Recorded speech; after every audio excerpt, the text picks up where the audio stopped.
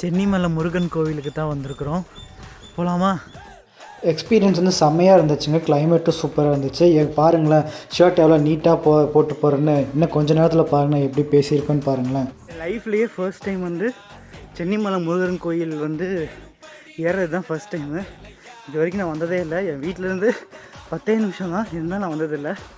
பாப்பா இந்த முருகர் ஏதாவது மிராக்கிள் நம்ம லைஃப்பில் பண்ணுறாரா அப்படின்னு. அப்போ அங்கே ஏதாவது மிராக்கிள் நடந்தால் நமக்கும் நல்லது தான், நம்ம லைஃபுக்கும் நல்லது தான். நம்ம பாசிட்டிவ் மறக்க முடியும். அண்ட் வந்து பார்த்திங்கன்னா சினாரியோஸ்லாம் சூப்பராக இருந்துச்சு.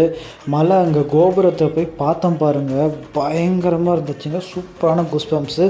அப்படியே என்னை திரும்பி பார்த்தா பாருங்களேன், எப்படி வேர்த்து பூத்து அப்பா முடியாமல் அப்படியே என்ன சொல்கிறது, சீக்கிரமாக ஏறிட்டேன், இருந்தாலும் வேர்த்து பூத்துருச்சுங்க. அதுக்கப்புறம் வந்து பார்த்திங்கன்னா நிம்மதியாக தரிசனம் பண்ணேன். சாமிக்கு தீர்த்தம் ஊற்றுறதுக்கு வந்து பார்த்திங்கன்னா இந்த 2 காளமாடு வந்துச்சு. அதுக்கிட்டே ஆசீர்வாதம் வாங்கிட்டு கொஞ்சம் நேரம் அமைதியாக கோவிலில் உட்காந்தேன். ரிட்டன் கிளம்பும் போது வந்து பார்த்திங்கன்னா காளமாடு மேலேருந்து கீழே வரைக்கும் ஸ்டெப்பில் இறங்குச்சுங்க. நான் ரிட்டன் அது பின்னாடியே வந்து பார்த்திங்கன்னா பொறுமையாக இறங்கி போய் ஆசீர்வாதம் வாங்கிட்டு அப்படியே ரிட்டன் வந்து பார்த்திங்கன்னா கொஞ்சம் சினாரியோஸ்லாம் வந்து பார்த்திங்கன்னா மலை மேலேருந்து பார்த்தா சென்னிமலையே தெரிஞ்சுது.